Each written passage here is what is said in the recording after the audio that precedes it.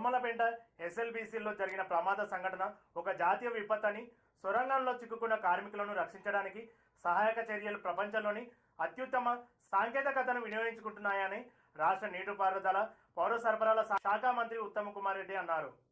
శనివారం ఉదయం అచ్చంపేట శాసనసభ్యులు డాక్టర్ చిక్కుడు వంశకృష్ణతో కలిసి రాష్ట్ర నీటిపారుదల శాఖ మంత్రి ఉత్తమ్ కుమార్ రెడ్డి దోమలపేట ఎస్ఎల్బీసీ టన్నెలను సందర్శించి వివిధ రంగాల నుంచి పనిచేస్తున్న రెస్క్యూ బృందాలతో ఉన్నతాధికారులతో సమీక్ష నిర్వహించారు. సొరంగంలో చిక్కుకున్న కార్మికులను గుర్తించేందుకు ఇప్పటి వరకు జరిగిన పురోగతిపై రెస్క్యూ ఆపరేషన్ను పర్యవేక్షణ చేస్తున్న రాష్ట్ర డిజాస్టర్ మేనేజ్మెంట్ కార్యదర్శి అరవింద్ కుమార్, ఆర్మీ కమాండెంట్ పరీక్షిత్ మెహ్రా మంత్రికి వివరించారు.